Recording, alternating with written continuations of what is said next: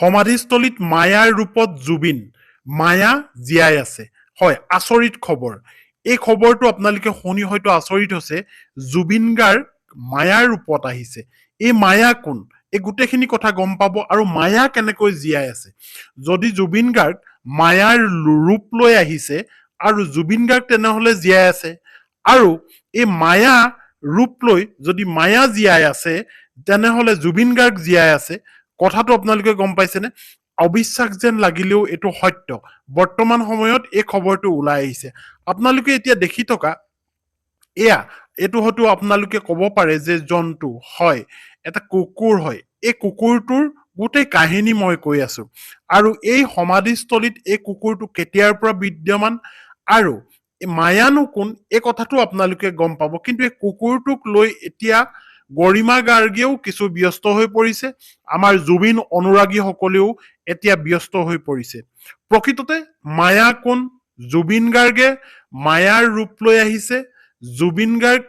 কেনেকৈ জীয়াই আছে মায়া জীয়াই আছে বাবে জুবিন গাৰ্গ জীয়াই আছে কথাবোৰ খেলি মেলি লাগিলেও কিন্তু মই আপোনালোকক এটা কৈ ক'বলৈ যত্ন কৰিছো প্ৰকৃততে হৈছে কি আপোনালোকে গম পায় যে এটা কুকুৰ আপোনালোকে লক্ষ্য কৰিছিল জুবিন গাৰ্গৰ শেষ কৃত্য যেতিয়া সম্পন্ন কৰা হৈছিল সেই দিনটোৰ পৰা হয় জুবিন গাৰ্গক সোণাপুৰৰ সেই সমাধিস্থলীত যেতিয়া অন্ত্যেষ্টিক্ৰিয়াৰ কাৰণে অনা হৈছিল সেইখিনি সময়ৰ পৰা এটা কুকুৰ আচলতে তাত দেখা পোৱা গৈছিল আৰু কুকুৰক প্ৰভু ভক্ত বুলি কোৱা হয় আৰু কুকুৰক যথেষ্ট তেওঁক সন্মানো কৰা হয় আমাৰ মানুহে সন্মানো কৰে গতিকে এই কুকুৰটো সেই অন্ত্যেষ্টিক্ৰিয়া যেতিয়াৰ পৰা হৈছিল জুবিন গাৰ্গৰ সেই দিন ধৰি এই কুকুৰটো ইয়াত দেখা গৈছে সমাধিস্থলীত দেখা গৈছে আপোনালোকে এয়া চাওক ফটো দেখিছে ভিডিঅ' দেখিছে সমাধিস্থলীতে অতন্দ্ৰ প্ৰহৰী হৈ আচলতে এই ঠাইডোখৰত সেই দিনৰ পৰা আছে আৰু এমাহ আজি পূৰণ হৈছে আৰু এমাহ পাৰ হৈ গৈছে এতিয়াও এই মায়া আছে এই মায়া কুকুৰটোক কিয় মায়া বুলি কৈছো এই কথাটো আপোনালোকে গম পাব লাগিব মায়া কোন প্ৰকৃততে আচলতে এই কুকুৰটো যিদিনাখনৰ পৰা আছে সেই অন্ত্যেষ্টিক্ৰিয়াৰ পৰা আজি পৰ্যন্তলৈকে এই কুকুৰটোৱে না খাদ্য গ্ৰহণ কৰিছে না পনীয়া গ্ৰহণ কৰিছে অৰ্থাৎ পানী খাইছে একো খোৱা নাই কেৱল চকু মুদি তাত শুই থাকে অৰ্থাৎ পৰি থাকে যেন জুবিন গাৰ্গক এৰি যাবই নোৱাৰে জুবিন গাৰ্গক তেওঁ আচলতে পঠাব নিদিয়ে ওচৰতে থাকে সমাধিৰ ওচৰতে এই কুকুৰটো আপুনি বিদ্যমান দেখিব গতিকে এই কুকুৰটোৰ নাম গৰিমা গাৰ্গে দিলে মায়া হয় সেই মায়াবিনীৰ পৰাই এই কুকুৰটোৰ নাম মায়া দিলে আৰু মায়া হবও হব কিয়নো এই সমাধিস্থলীত এটা কুকুৰে এমাহ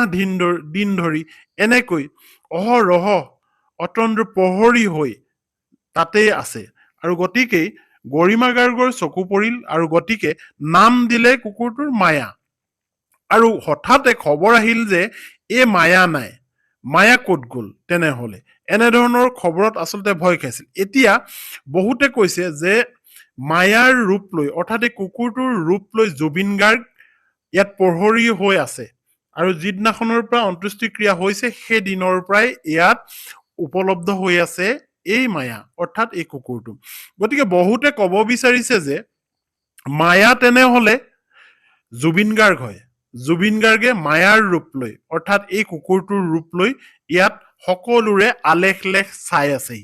বহু আচলতে অনুৰাগীয়ে তেনেকৈ ক'বলৈ বিচাৰিছে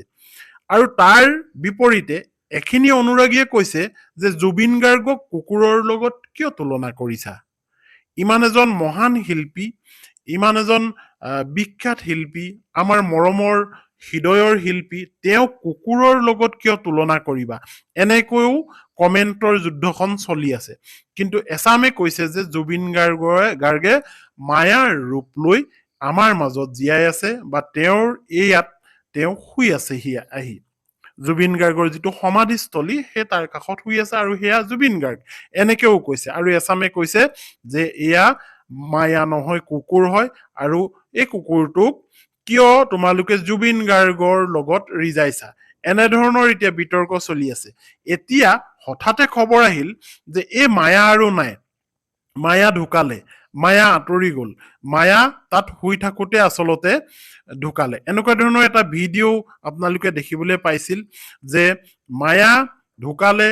তেওঁ নাই, এই মায়া নামৰ কুকুৰটো নাই, এনেধৰণৰ খবৰ ওলাইছিল। কিন্তু তাৰ পিছতে এটা ভিডিঅ' ভাইৰেল হৈ গৈছিল, আপোনালোকে যদি ছচিয়েল মিডিয়াত এক্টিভ হৈ আছে আপোনালোকে গম পাইছে যে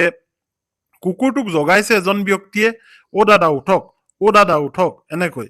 আৰু কুকুৰটোৱে সাৰ পাই চাইছিল, হা, অৰ্থাৎ কুকুৰটো জীয়াই আছে, মায়া জীয়াই আছে। কিন্তু সেই ভিডিঅ'টোত মানুহজনে, ধুতি পাঞ্জাবী পিন্ধা মানুহজনে জগাইছিল যে দাদা উঠক, আপোনাক চাবলৈ ইমান মানুহ আহিছে, আপুনি ইমানকে শুই আছে। সঁচাকেও জুবিন গাৰ্গে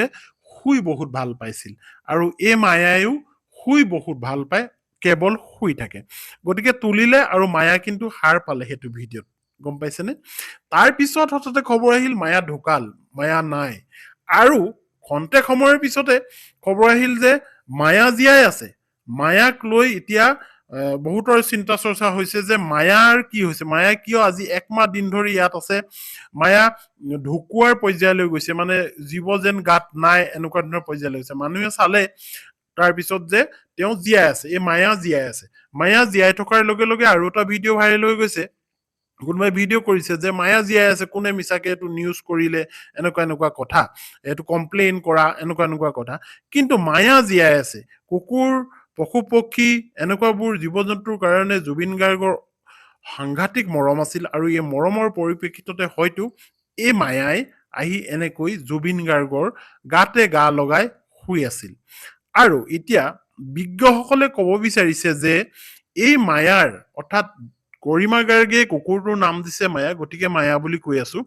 এই মায়াৰ আচলতে গা বেয়া। গা বেয়া হোৱাৰ কাৰণে এমাহ দিন ধৰি ইয়াতে আছে, খোৱা থকা মেলাৰ তেওঁৰ সুব্যৱস্থা নাই কুকুৰটোৰ। গতিকে ইয়াত ৰাইজৰ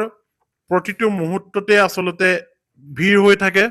আৰু ভিৰ হৈ থকাৰ কাৰণে তাত থাকি ভাল পায়, আৰু থাকি ভাল পোৱাৰ কাৰণেই, মানুহৰ সমাগম ভাল পোৱাৰ কাৰণেই